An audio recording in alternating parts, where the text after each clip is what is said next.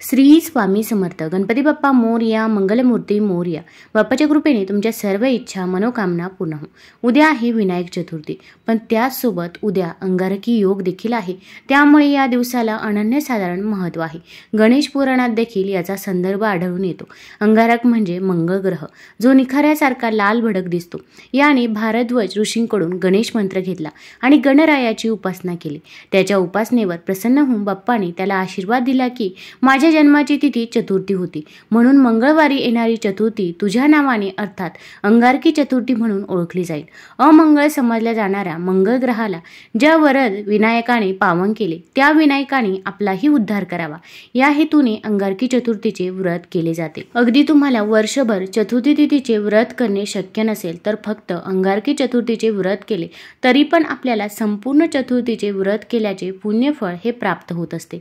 शिवाय मंगळ ग्रहाची आणि खुद्द गणरायांची आपल्यावरती कृपा दृष्टी होते अशी भाविकांची श्रद्धा आहे. गणपतीचे विनायक नाव हे प्राचीनच आहे. विनायक म्हणजेच विशिष्ट शासन करणारा नायक. गणपती समरांगणात अग्रस्थानी लढणारा, आनंदाच्या प्रसंगी मनसोक्त नाचणारा, गोडधोड आवडीने खाणारा, शिक्षणाची आवड आणि आस्था बाळगणारा, असा सर्वांना आदर्श वाटणारा असा देव आहे. अंगारकी विनायक चतुर्थी हा योग वारंवार येत नाही. विनायक चतुर्थी मंगळवारी आली की तिला अंगारक योग असलेली चतुर्थी म्हणतात. अंगारक म्हणजेच मंगळ.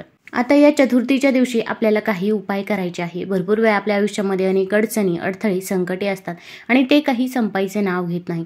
आता संकट येणारच नाही असं तर होणार नाही, पण आपण संकटाचा वेग मात्र नक्कीच कमी करू शकतो. तसेच आपण मेहनत तर घेत असतो, पण मेहनतीचे देखील आपल्याला पाहिजे तसे फळ हे काही केल्या मिळत नाही. मग आपल्या कष्टाला नशिबाची साथ मिळण्यासाठी, आपल्या आयुष्यातील दुःख, दारिद्र्य, गरिबी दूर होण्यासाठी, मुलांची प्रगती होण्यासाठी या दिवशी कोणते उपाय करावे, कोणत्या सेवा कराव्या याचबद्दलची माहिती मी आज तुम्हाला या व्हिडिओमध्ये सांगणार आहे. तत्पूर्वी तुम्ही चॅनलमध्ये नवीन असाल तर चॅनल लाईक करा व सबस्क्राईब देखील करा. कमेंटमध्ये श्री स्वामी समर्थ किंवा गणपती बाप्पा मोरया लिहायला विसरू नका. आता या अंगारकी विनायक चतुर्थीच्या दिवशी आपल्याला व्रत करणे शक्य असेल तर आवर्जून उपवास व्रत करावे आणि ते जर शक्य नसेल फक्त आपण या दिवशी सेवा केल्या तरी पण चालेल. या दिवशी सकाळी लवकरच उठायचं आहे. अगदी तुम्ही ब्रह्ममुहूर्तावरती उठलं तरी पण चालेल. या दिवशी अंघोळ करताना अंघोळीच्या पाण्यामध्ये 2 थेंब गंगाजल टाकायचं आहे. चिमूटभर हळद टाकायची आहे. तसेच एक दुर्वा देखील आपण अंघोळीच्या पाण्यामध्ये टाकायची आहे. यामुळे आपल्याला भगवान श्री गणेशांचा आशीर्वाद हा प्राप्त होत असतो.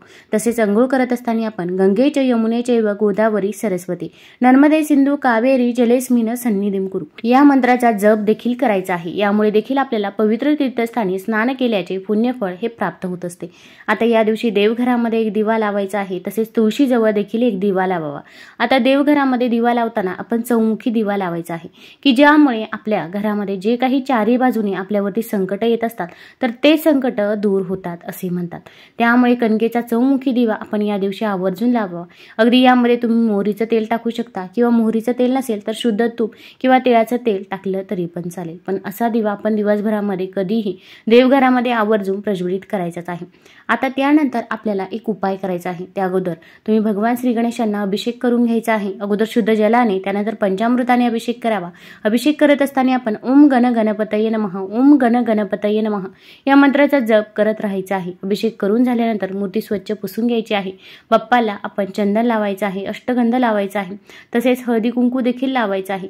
त्यानंतर बाप्पाला ज्या काही वस्तू प्रिय आहे त्या सर्व वस्तू तुम्ही त्यांना अर्पण करू शकता. म्हणजे जास्वंदीचं फूल असेल, 21 दुर्वाची जुडी असेल किंवा गुळ खोबऱ्याचा नैवेद्य असेल, मोदक असेल, तर ज्या गोष्टी उपलब्ध होतील तर त्या सर्व गोष्टी तुम्ही या दिवशी गणपती बाप्पाला अर्पण करायच्या आहे. आता यानंतर आपल्याला एक उपाय करायचा आहे. तर जास्वंदीचं पान आपल्याला घ्यायचं आहे.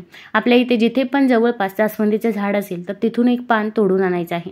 आता पान हे अगदी खराब झालेलं पान असेल किंवा त्याला मध्ये होल असेल, छिद्र असेल, पिवळं पान असेल तर असं पान घ्यायचं नाही, तर आपण हिरवंच पान घ्यायचं आहे.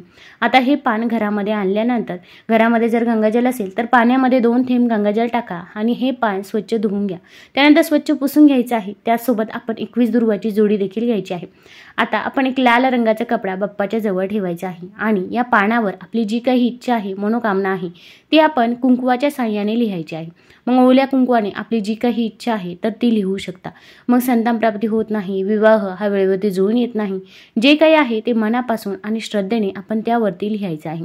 नोकरी लिहू शकता, धनप्राप्ती लिहू शकता किंवा इतरही काही समस्या असतील तर ते आपण जास्वंदीची काडी घ्यायची आहे आणि जास्वंदीच्या काडीने ओल्या कुंकवाने आपण त्या पानावरती लिहायचं आहे किंवा अगदी दुर्वाच्या काडीने देखील लिहू शकता। आपली इच्छा लिहून झाल्यानंतर ते पान आपण भगवान श्री गणेशांजवळ ठेवायचं आहे। त्याचा देठ भगवान श्री गणेशांकडे असेल याची काळजी घ्यायची आहे। त्यानंतर आपण 21 दुर्वा घ्यायच्या आहे। आता या 21 दुर्वा आपण हातामध्ये घ्यायच्या आहे आणि आपल्याला काही सेवा देखील करायची आहे। भरपूर वेळा आपण फक्त उपाय करतो पण त्याचसोबत जर आपण काही सेवा केल्या नाही तर आपल्याला त्याचा काही एक रिझल्ट बघायला मिळत नाही। त्यामुळे सेवा करणे देखील तितकेच गरजेचे आहे। 21 दुर्वा हातामध्ये घेऊन आपण गणपती अथर्वशीर्षचं पठण करायचं आहे। अगदी तुम्ही 21 वेळा देखील गणपती अथर्वशीर्ष पठण करू शकता किंवा 21 वेळा शक्य नसेल तर 1 वेळा पठण करा आणि मोबाईलवरती लावून दिलं, श्रवण केलं तरी पण चालेल। त्यानंतर आपण ओम गण गणपतये नमः, ओम गण गणपतये नमः या मंत्राचा देखील 108 वेळा जप करायचा आहे। अगदी मनापासून आणि श्रद्धेने ही सेवा करायची आहे। आता मंत्र जप करून झाल्यानंतर आपली जी काही इच्छा आहे, मनोकामना आहे ती गणपती बाप्पाला सांगायची आहे। मग कठीणातील कठीण कोणतीही इच्छा असो, घरामध्ये पैसा येतो पण तो पैसा स्थिर राहत नाही किंवा खूप कष्ट करून मेहनत करून कष्टाचे फळ मिळत नाही, नोकरी मिळत नाही, संतान प्राप्ती होत नाही, जे काही आहे ते मनापासून आणि श्रद्धेने सांगायचं आहे। आपण जी पानावरती इच्छा लिहिलेली आहे तीच इच्छा तुम्ही परत व्यक्त करायची आहे। त्यानंतर ही 21 दुर्वाची जोडी आपण त्या पानावरती ठेवायची आहे। आता हे लाल रंगाच्या कपड्यामध्ये देखील तुम्ही बांधू शकता किंवा लाल रंगाचा कपडा नसेल तर फक्त पानामध्ये आपण 21 दुर्वा बांधायच्या आहे। मग तुम्ही सफेद दोऱ्याच्या साहाय्याने देखील बांधू शकता। आता यानंतर आपण हे पान भगवान श्री गणेशांजवळ तिथेच ठेवायचं आहे। अगदी थोडा वेळ ठेवायचा आहे, अर्धा तास किंवा 1 तास ठेवलं तरी पण चालेल। त्यानंतर आपण जेव्हा पण गणपती बाप्पाच्या मंदिरामध्ये जाणार असेल तेव्हा आपल्याला हे पान तिथून उचलायचं आहे। अगदी गणपती बाप्पाचं मंदिर नसेल तर भगवान भोलेनाथांचं मंदिर असेल किंवा माता लक्ष्मीचं मंदिर असेल, कोणतंही मंदिर असो पण तिथे भगवान श्री गणेशांचा फोटो किंवा मूर्ती ही आपल्याला बघायलाच मिळते, तर तिथे आपल्याला हे पान घेऊन जायचं आहे। आता हा उपाय कोण करू शकता तर घरातील कोणत्याही व्यक्तीने हा उपाय ही सेवा केली तरी पण चालेल। फक्त सुतक असेल किंवा मासिक धर्म असेल तर या काळामध्ये आपल्याला हा उपाय ही सेवा करता येणार नाही। फक्त मनापासून आणि श्रद्धेने ही सेवा करा। तसेच आपण जो काही उपाय करत आहोत त्याबद्दल आपण कुणालाही सांगायचं नाही। अगदी शेजारची व्यक्ती असो किंवा नातेवाईक असो, भरपूर वेळा आपण कुणाला तरी सांगतो मग आपण जो काही उपाय केला तर तो उपाय देखील सफल ठरत नाही, कारण की प्रत्येक व्यक्तीला आपल्याबद्दल, आपल्या मुलांबद्दल चांगलेच वाटते असे नाही। आता यानंतर बाप्पाच्या मंदिरामध्ये गेल्यानंतर तुम्हाला बाप्पाला जर काही वस्तू अर्पण करायच्या असतील तर त्या देखील तुम्ही अर्पण करू शकता। मग 21 दुर्वाची जोडी असेल, गुळ खोबऱ्याचा नैवेद्य असेल, मोदक असेल तर या वस्तू अर्पण करू शकता। तसेच तिथे एक शुद्ध तुपाचा दिवा लावणे शक्य असेल तर आवर्जून तिथे शुद्ध तुपाचा दिवा देखील आपण लावायचा आहे किंवा तिथे दिवा प्रज्वलित असेल तर त्या दिव्यामध्ये आपण तेल टाकायचं आहे। आता यानंतर आपण जे काही जास्वंदीचं पान आणि त्यामध्ये 21 दुर्वा घेतल्या होत्या तर त्यावरती आपण थोड्याशा अखंड अक्षता देखील अर्पण करायच्या आहे आणि आता हे पान आपण भगवान श्री गणेशांना अर्पण करायचं आहे। पण अर्पण करण्याच्या अगोदर आपली जी काही इच्छा आहे, मनोकामना आहे, आपण जी पानावरती इच्छा लिहिलेली आहे तर तीच इच्छा गणपती बाप्पाला परत एकदा सांगायची आहे, मनापासून आणि श्रद्धेने सांगावी। त्यानंतर ओम गण गणपतये नमः, ओम गण गणपतये नमः या मंत्राचा जेवढ्या वेळा शक्य होईल तेवढ्या वेळा जप करायचा आहे। अगदी 108 वेळा देखील तुम्ही हा मंत्र जप करू शकता। त्यानंतर हे पान आपण भगवान श्री गणेशांच्या चरणाजवळ अर्पण करायचं आहे। आता आपल्याला हे पान तिथेच राहून द्यायचं आहे। हे पान आपण परत घरी आणायचं नाही। तसेच हा उपाय केल्यानंतर आपण डायरेक्ट घरीच जायचं आहे।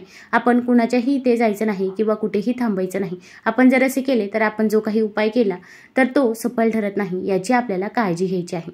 आता गणपती बाप्पाच्या मंदिरामध्ये देखील तुम्हाला गणपती अथर्वशीर्ष पठण करणे शक्य असेल तर तिथे बसून देखील तुम्ही गणपती अथर्वशीर्ष पठण करू शकता। यामुळे देखील बाप्पाचा आशीर्वाद हा आपल्याला प्राप्त होतो। तुम्हाला जर हा व्हिडिओ आवडला असेल तर चॅनल लाईक करा, सबस्क्राईब करा। धन्यवाद।